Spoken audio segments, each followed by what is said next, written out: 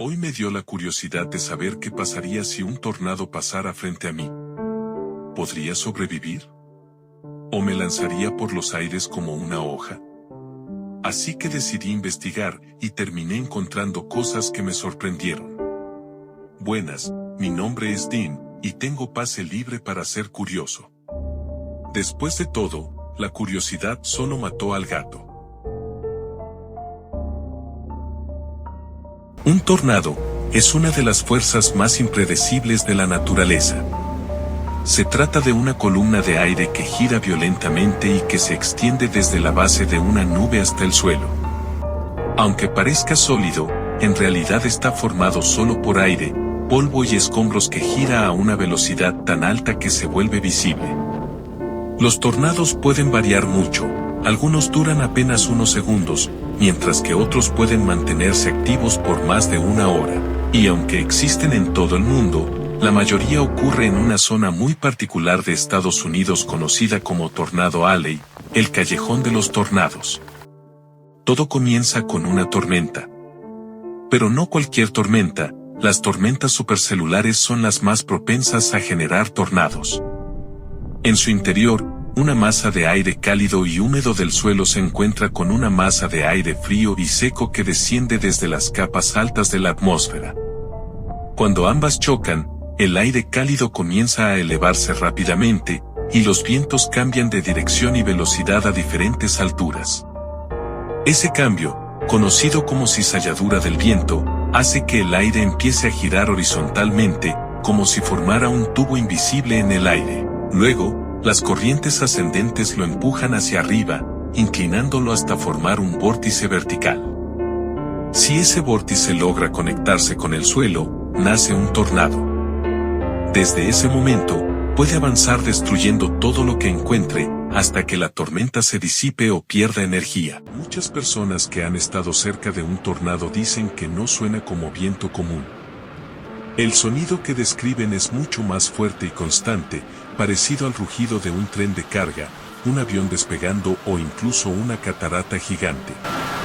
Este rugido ocurre porque dentro del tornado el aire se mueve a velocidades extremas.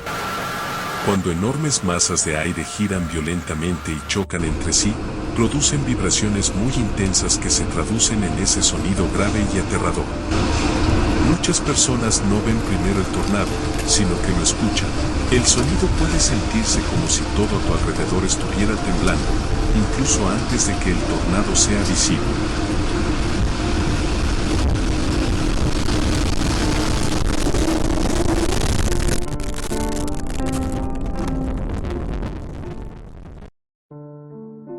Para clasificar la intensidad de los tornados, se utiliza la escala Fujita. Esta escala fue creada en 1971 por el meteorólogo Taro Fujita. La escala Fujita original clasificaba los tornados desde F0 hasta F5, según el daño que causaban. No se medía directamente la velocidad del viento, sino que se estimaba a partir de los destrozos observados. Un tornado F0 causaba daños leves, como ramas rotas o carteles caídos. Mientras que un F5 representaba una destrucción total, con casas arrancadas de sus cimientos y objetos pesados lanzados a grandes distancias. Sin embargo, con el paso del tiempo, los científicos notaron que esta escala no siempre era precisa. Muchos factores, como el tipo de construcción, podían hacer que un tornado pareciera más o menos fuerte de lo que realmente era. Por esa razón, en 2007 se implementó la escala Fujita mejorada, conocida como escala EF. Esta nueva versión ajustó los rangos de velocidad del viento y mejoró la forma de evaluar los daños. La escala EF también va de EF0 a EF5, pero utiliza indicadores de daño más detallados, como viviendas, edificios comerciales y estructuras específicas. Esto permite estimaciones más realistas de la fuerza real del tornado. Hoy en día, la escala Fujita original ya no se utiliza oficialmente en muchos países, y la escala Fujita mejorada es el estándar para clasificar tornados modernos. Existe una creencia muy común, que mientras más grande es un tornado, más fuerte es. Sin embargo, esto no siempre es cierto. El tamaño de un tornado se refiere al ancho de su embudo, mientras que su fuerza se mide por el daño que causa y la velocidad de sus vientos. Hay tornados pequeños, incluso muy delgados, que han sido clasificados como EF4 o EF5, capaces de destruir completamente edificios y arrancar estructuras de sus cimientos. Al mismo tiempo, algunos tornados muy grandes y visualmente impresionantes solo alcanzan categorías bajas, como EF1 o EF2, porque sus vientos no son tan intensos. Esto ocurre porque un tornado ancho puede tener vientos moderados distribuidos en una gran área, mientras que uno más pequeño puede concentrar una energía extremadamente violenta en un espacio reducido. Por eso, el aspecto visual de un tornado puede ser engañoso. Un embudo delgado no significa que sea inofensivo, y uno enorme no garantiza una destrucción extrema.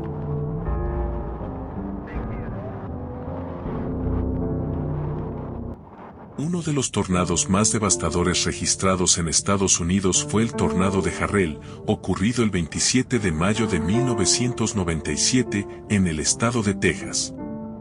Este tornado fue clasificado como F5, la categoría más alta de la escala Fujita original, pero lo que lo hizo especialmente letal no fue solo su fuerza, sino su comportamiento.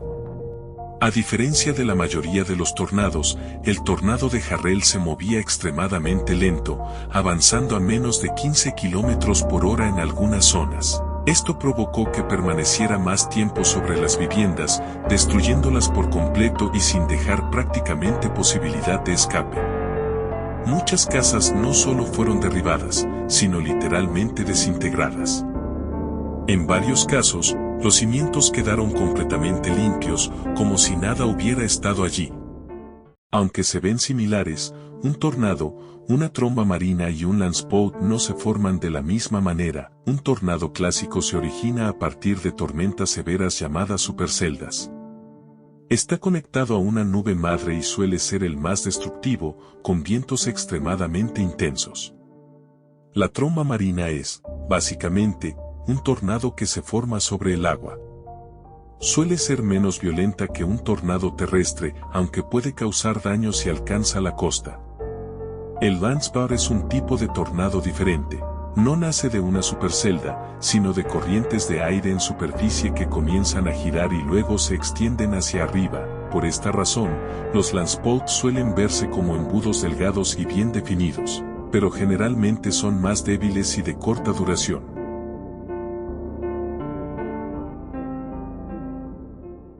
Uno de los eventos más trágicos y menos conocidos de Sudamérica ocurrió en Paraguay, el 20 de septiembre de 1926, en la ciudad de Encarnación. Todo comenzó alrededor de las 18 horas, cuando desde el río Paraná se formó una tromba marina. Al llegar a tierra, el fenómeno se intensificó y se transformó en un tornado de extrema violencia. En cuestión de minutos, el tornado arrasó por completo la zona baja de la ciudad. Las viviendas fueron destruidas hasta los cimientos, sin tiempo para escapar. El desastre ocurrió mientras caía la noche, lo que dificultó el rescate y aumentó la tragedia. Las estimaciones indican que entre 300 y 400 personas perdieron la vida. Cuando se habla de tornados, Estados Unidos es el líder indiscutible. Registra en promedio unos 1.200 tornados al año, más que cualquier otro país del mundo. En segundo lugar se encuentra Canadá, con entre 60 y 100 tornados anuales. Aunque son menos frecuentes, muchos se forman bajo condiciones similares a las de Estados Unidos. En América del Sur existe una de las regiones más activas del planeta, el llamado Pasillo de los Tornados. Esta zona abarca el centro y norte de Argentina, Uruguay, el sur de Brasil y el este de Paraguay. Aquí predominan tormentas supercelda capaces de generar tornados muy intensos. Europa también sorprende. Registra alrededor de 300 tornados por año, aunque la mayoría son débiles, clasificados como EF0 o EF1. Por último, Australia registra entre 20 y 30 tornados anuales, principalmente en el suroeste del país y en las regiones costeras del este. El protocolo de seguridad ante un tornado se basa en una regla de oro: poner la mayor cantidad de paredes y distancia entre tú y el exterior. Los tornados no suelen matar por el viento en sí, sino por los escombros que vuelan a cientos de kilómetros por hora. Si no tienes un refugio subterráneo, el objetivo es ir al centro de la estructura. Ubícate en el piso más bajo posible y busca un cuarto interior, como un baño, un closet o un pasillo sin ventanas. Protégete de los escombros, métete debajo de una mesa pesada o dentro de la bañera, y cubrite con colchones, mantas gruesas o incluso un casco. Evita refugiarte debajo de habitaciones con objetos pesados arriba, como heladeras o muebles grandes, porque pueden caer si la estructura cede. Un coche es uno de los lugares más peligrosos durante un tornado. Nunca intentes ganarle en velocidad. Si el tornado está lejos, aléjate conduciendo en ángulo recto a su trayectoria. Si está muy cerca y no hay edificios, sal del coche y busca una zanja o cuneta. Acostate boca abajo y cubrí tu cabeza. Si no hay un lugar más bajo, quédate dentro del coche con el cinturón puesto. Agacha la cabeza por debajo de las ventanas y cubríla con los brazos. Nunca te refugies bajo un puente. Los pasos elevados aceleran el viento y concentran escombros. Si te sorprende al aire libre, busca una depresión del terreno y acostate lo más plano posible. Cubrí tu cabeza y cuello y aléjate de árboles y postes eléctricos. Aléjate de techos grandes como gimnasios o supermercados, ya que suelen colapsar primero. Busca baños o pasillos interiores y seguí las instrucciones del personal. No te acerques a ventanas, no te asomes y no esperes a ver el tornado para refugiarte. Si tenés búnker, no abras la puerta para mirar. El cambio de presión y los escombros pueden ponerte en peligro. Refugia también a tus mascotas, no te olvides de ellos. No hay forma de saber la dirección, la velocidad o la intensidad real de un tornado a simple vista. Resguárdate y no te confíes. En Estados Unidos existen dos zonas famosas por los tornados, pero no son iguales. Por un lado está Tornado Alley, y por otro Dixie Alley. Suenan parecido, pero en realidad son bastante diferentes. Tornado Alley está en el centro del país, en las grandes llanuras. Es una zona súper plana, con estados como Texas, Oklahoma o Kansas. Ahí los tornados suelen aparecer sobre todo en primavera, entre mayo y junio. Lo interesante es que, como el terreno es tan abierto, los tornados se pueden ver desde muy lejos. Por eso es el lugar favorito de los cazatornados y donde se ven esos tornados de película. Ahora, Dixie Alley está en el sureste, en estados como Mississippi, Alabama o Tennessee. Y aquí es donde las cosas se ponen más peligrosas. Primero, porque hay muchos árboles, colinas y vegetación, así que los tornados casi no se ven hasta que los tienes encima. Segundo, porque suelen venir acompañados de lluvia, lo que los hace aún más invisibles. Y tercero, porque ocurren mucho más de noche. Además, esta zona tiene más población y más casas vulnerables, así que, aunque haya menos tornados fuertes que en Tornado Alley, hay más víctimas. ¿Alguna vez te diste cuenta de que la película, Twister, de 1996 es, en realidad, un tributo gigante a El Mago de Oz? La conexión es tan profunda que incluso los nombres técnicos en la cinta son referencias directas a la historia de Dorothy. El ejemplo más claro es el dispositivo que los protagonistas intentan lanzar dentro de la tormenta. Se llama Dorothy, igual que la niña de Kansas. Pero el detalle no termina ahí.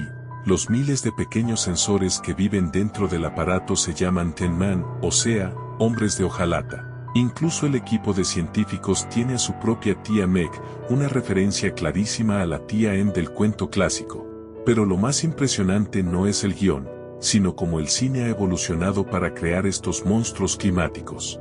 En Twister se usaron los mejores efectos digitales de los años 90, pero en 1939, para la película de El Mago de Oz, no existían las computadoras. ¿Cómo lo hicieron?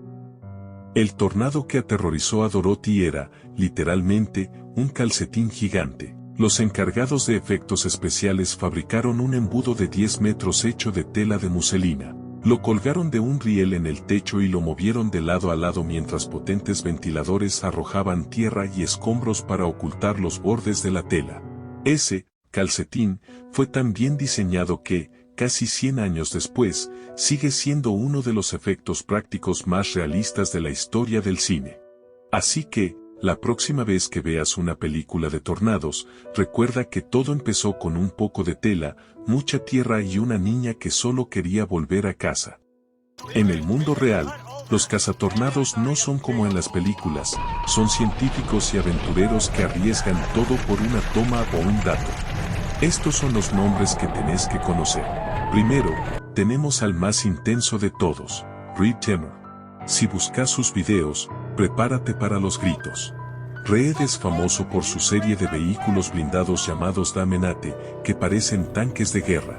En sus grabaciones más virales, podés ver cómo se estaciona literalmente dentro del tornado para medir la presión mientras el viento intenta arrancar el blindaje.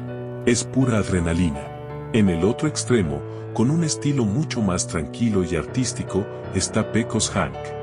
Sus videos en internet son considerados los más bellos.